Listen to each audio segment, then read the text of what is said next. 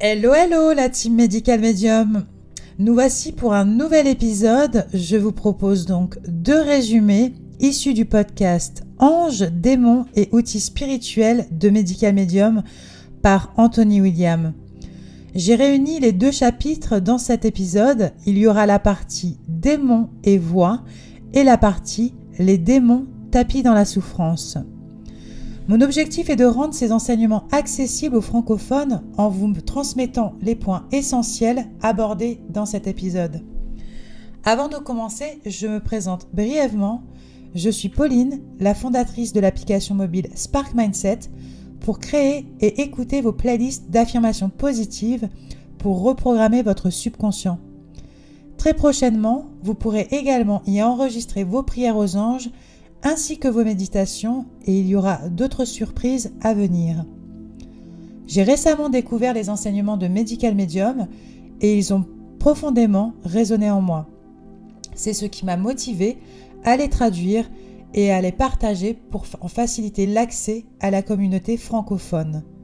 Au passage, je vous remercie infiniment pour tous vos commentaires, pour tous vos likes et vos messages. Concernant cette traduction, j'utilise à la fois l'intelligence artificielle et des traducteurs. Bien que je m'efforce de rester fidèle au message original, il peut subsister quelques erreurs ou approximations. Par ailleurs, même si je dispose de la traduction du podcast, je ne peux pas pour des raisons légales et de droit d'auteur vous la transmettre dans son intégralité. C'est donc sous forme de résumé que je vous partage aujourd'hui les éléments clés de cet épisode. Je précise également que je ne suis pas affiliée à Medical Medium, je ne suis pas affiliée à Anthony William. Mon intention est simplement de transmettre son message avec respect et clarté. Passons maintenant au résumé de la partie démons et voix. Dans cet épisode, je vais vous parler d'un sujet peu commun, parfois même tabou. La manière dont les forces démoniaques peuvent influencer les pensées humaines selon les enseignements de Medical Medium. Beaucoup de gens pensent que les démons se manifestent par des voix audibles. En réalité, ce n'est pas comme cela que ça se passe, dans la grande majorité des cas. D'après Anthony William, les gens n'entendent pas littéralement des démons avec leurs oreilles, sauf dans des cas très particuliers et rares. Par exemple, il est possible qu'une personne, en marchant dans une grotte ou un ancien tunnel minier ou sur un site archéologique enfoui dans la terre, puisse capter une voix démoniaque d'une manière physique. Mais cela reste exceptionnel. Dans la plupart des cas, l'influence démoniaque se fait à un autre niveau, à travers la conscience. Les démons n'utilisent pas la voix pour parler à voix haute. Ils communiquent en se branchant sur la conscience des individus.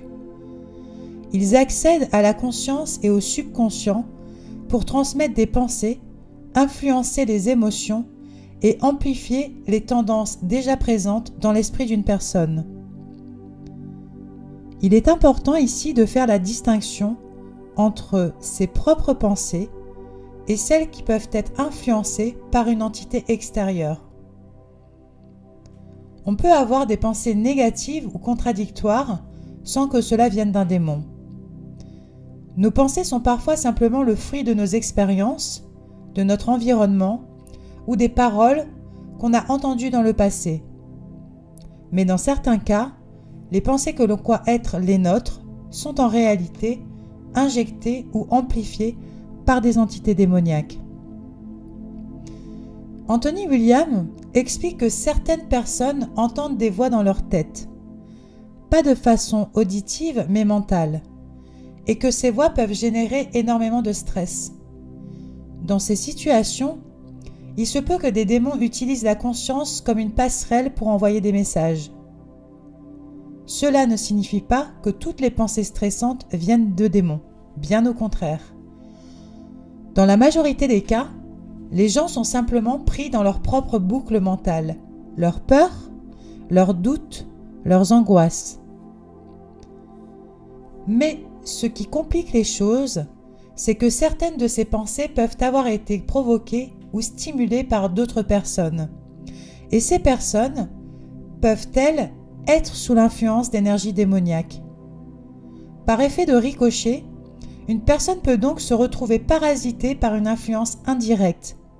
Et parfois, ce qui semble être une pensée personnelle est en réalité induit par une force invisible qui s'insinue dans l'esprit.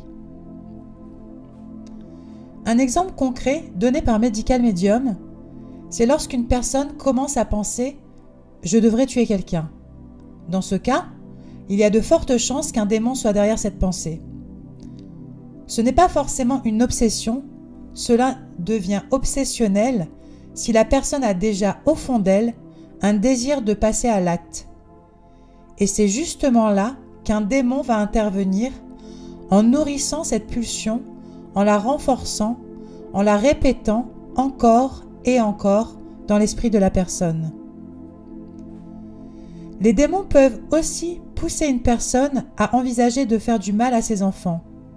On entend malheureusement parler de tels cas dans les actualités. Si quelqu'un pense sincèrement « c'est ce que je dois faire », il est fort probable qu'une entité démoniaque participe activement à cette pensée. Elle peut même prononcer cette idée dans la conscience au point que la personne l'entend dans son esprit comme une évidence. Mais attention, ce ne sont pas des sons perçus par les oreilles, ce sont des pensées qui résonnent dans l'esprit, qui se font entendre de l'intérieur et que la personne confond avec ses propres idées. Ce sont des pensées influencées, voire carrément provoquées par des démons. Dans certains cas, un démon peut même aller plus loin. Il peut entrer dans la personne, la posséder et manipuler totalement son état mental. Il peut alors provoquer des pensées comme partir en vacances en laissant son bébé seul dans un berceau, sans eau, sans nourriture, sans surveillance. Il peut pousser un parent à enfermer son enfant dans une cave ou dans une pièce isolée et couper tout lien émotionnel avec lui. Ce type de possession rend possible des comportements déshumanisés, là où la conscience naturelle aurait normalement empêché ces actes. Anthony William insiste sur le fait que les démons tirent leur force des failles mentales. Lorsqu'une personne est en détresse psychologique, c'est une porte d'entrée idéale pour eux. Les blessures émotionnelles, les traumatismes, les conflits internes deviennent alors des opportunités pour ces entités de s'infiltrer et de manipuler davantage. Mais les démons ne s'arrêtent pas aux personnes fragiles. Ils peuvent aussi cibler des individus parfaitement lucides, tant que ceux-ci ne croient pas à leur existence.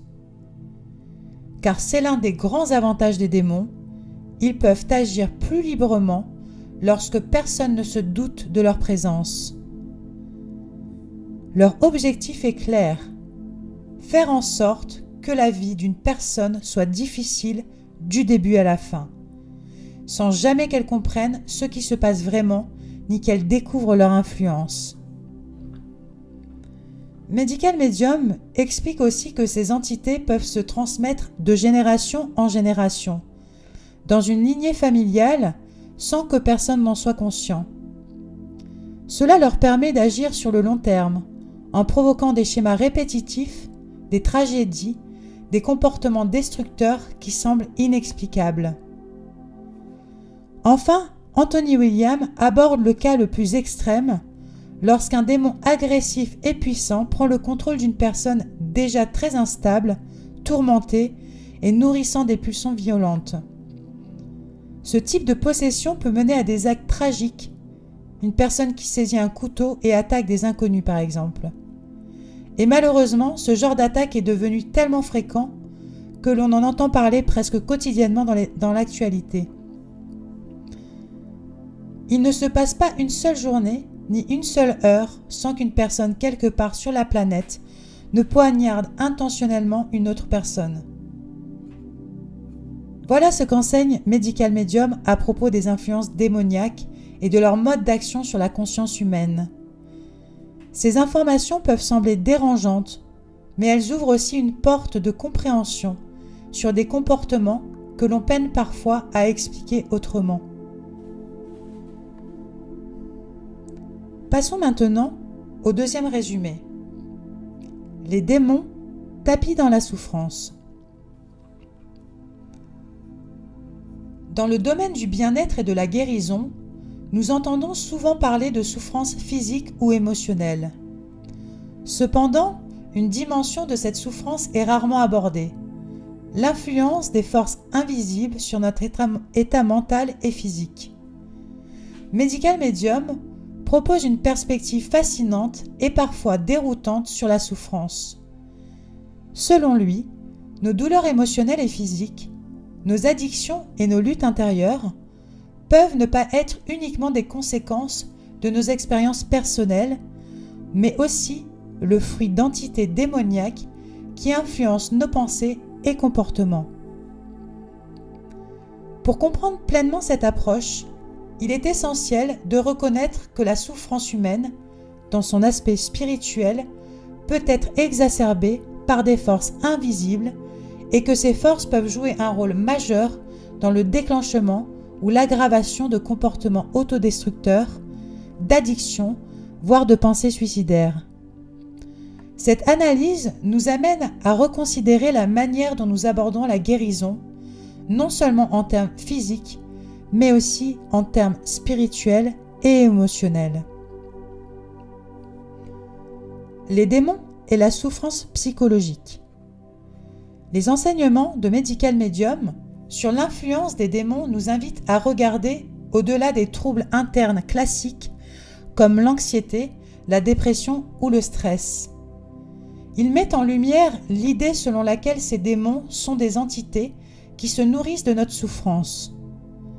Cela peut sembler paradoxal ou déroutant, mais pour Medical Medium, ces entités sont réelles et peuvent influencer nos pensées et nos émotions à des niveaux profonds.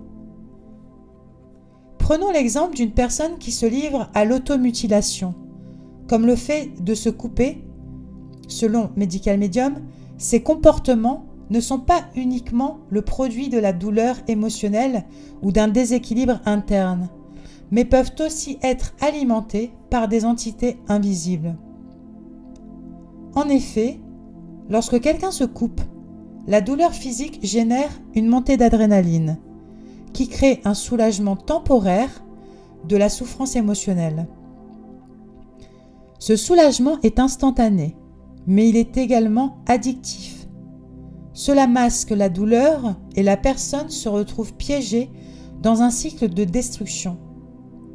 Anthony William affirme que ces démons se nourrissent de cette souffrance, voulant voir la personne tomber encore plus profondément dans un état de désespoir. Les démons, dans cette perspective, agissent comme des forces manipulatrices qui nous poussent à nous faire du mal, à sombrer dans un état de souffrance extrême, dans l'espoir que cela nous conduira à l'autodestruction. L'idée de cette interaction entre l'humain et des entités invisibles peut être déroutante, mais elle apporte un éclairage nouveau sur des comportements que beaucoup de gens peuvent avoir du mal à comprendre. Les addictions, un autre terrain d'influence des démons. L'addiction, selon Anthony William, ne révèle pas seulement de notre volonté ou de notre histoire personnelle. Elle peut être profondément influencée par des entités négatives, des démons, qui cherchent à exploiter nos faiblesses émotionnelles et spirituelles. Ces entités veulent que nous tombions dans des cycles d'addiction, qu'il s'agisse de drogue, d'alcool, de nourriture ou de comportements compulsifs. Chaque fois que l'on succombe à une addiction, on donne un peu de soi-même à ces démons, alimentant leur pouvoir. Ce point est particulièrement pertinent dans le cas des drogues et de l'alcool, où Medical Medium voit des entités démoniaques influençant non seulement les pensées des individus, mais aussi les situations qui les poussent à consommer. Ces démons cherchent à rendre les personnes encore plus dépendantes en leur donnant l'impression qu'elles ne peuvent pas échapper à la tentation. Le contrôle qu'ils exercent est si puissant que même si la personne souhaite arrêter, elle se retrouve souvent incapable de se libérer. Ce que Medical Medium propose, c'est une réévaluation de notre perception des addictions. Plutôt que de considérer ces comportements uniquement comme des faiblesses humaines ou des décisions personnelles, il invite à prendre en compte l'existence de forces extérieures. La prise de conscience de cette réalité peut offrir une certaine forme de soulagement car elle permet aux individus de se détacher de la culpabilité liée à l'addiction. Au lieu de se voir comme responsables de leur comportement destructeur, les individus peuvent alors comprendre qu'ils sont sous l'influence de démons qui cherchent à manipuler leurs émotions et leurs décisions.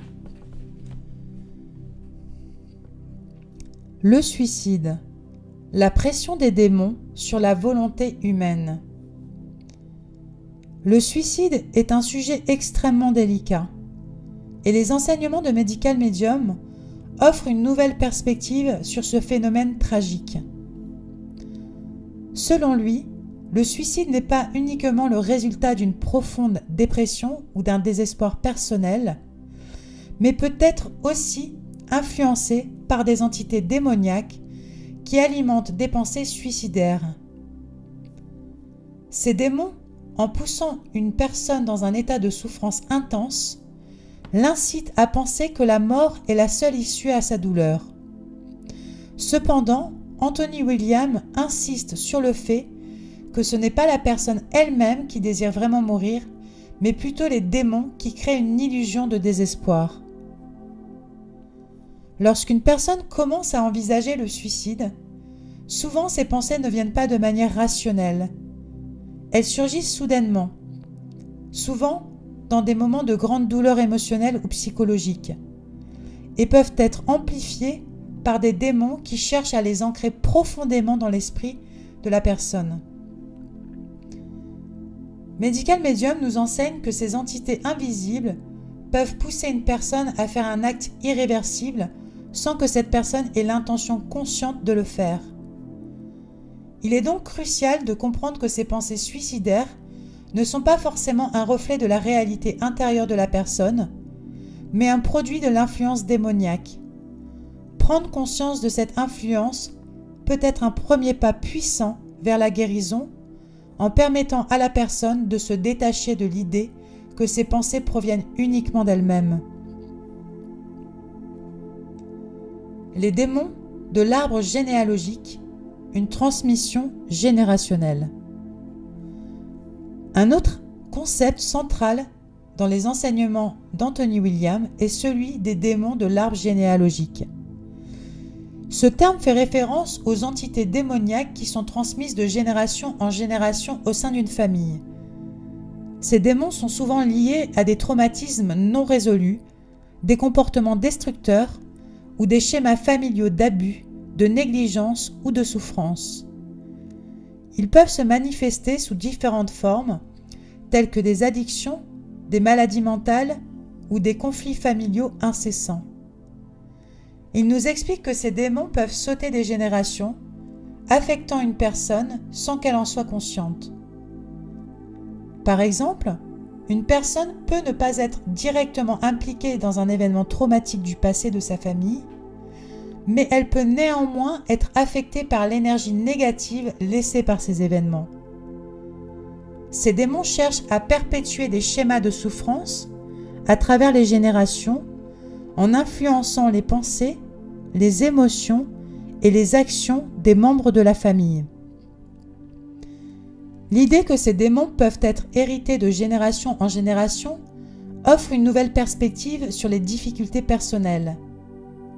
Cela permet de comprendre que certaines luttes intérieures ne sont pas nécessairement le résultat d'un échec personnel, mais peuvent être liées à des influences générationnelles profondément enracinées. Prendre conscience de cette transmission peut permettre à une personne de se libérer de ses schémas familiaux en brisant le cycle de souffrance. La guérison. Se libérer des influences négatives. La guérison, selon Anthony William, ne réside pas seulement dans le traitement des symptômes physiques ou émotionnels. Elle passe avant tout par une prise de conscience des influences invisibles qui nous affectent. En identifiant l'influence des démons et en comprenant leur rôle dans notre souffrance, nous pouvons commencer à prendre des mesures pour nous protéger. Une des premières étapes vers la guérison est la reconnaissance de ces forces et leur identification dans nos vies. Cela peut se faire à travers des pratiques spirituelles telles que la prière, la méditation ou la visualisation. Anthony William insiste sur le fait que l'élévation spirituelle est l'un des moyens les plus puissants de repousser ces influences négatives. En nous connectant à des forces plus élevées, comme la lumière divine, nous pouvons créer un bouclier spirituel qui nous protège de l'influence des démons. La guérison passe également par la transformation intérieure. Lorsque nous prenons conscience des démons et de leur influence, nous pouvons choisir de nous en détacher. Cette prise de pouvoir sur notre propre vie est essentielle pour briser les cycles de souffrance et d'addiction. En conclusion, le chemin vers la guérison. Les enseignements d'Anthony William nous offrent une perspective nouvelle et profonde sur les souffrances humaines. Plutôt que de les voir uniquement comme des résultats de nos choix ou de nos expériences passées, nous pouvons comprendre que ces souffrances peuvent être exacerbées par des forces invisibles qui agissent sur nous. La guérison, selon Medical Medium, ne réside pas seulement dans la guérison physique, mais aussi dans la guérison spirituelle et émotionnelle qui passe par la prise de conscience et la protection contre les démons. En fin de compte, il s'agit de retrouver notre pouvoir intérieur. Ce pouvoir, loin d'être une simple volonté de faire, repose sur la compréhension de ces forces invisibles et sur l'utilisation de pratiques spirituelles pour nous en protéger. La guérison est donc un processus profond qui nécessite une compréhension de la manière dont les entités invisibles interagissent avec nous, mais aussi de l'importance de prendre le contrôle de notre propre vie.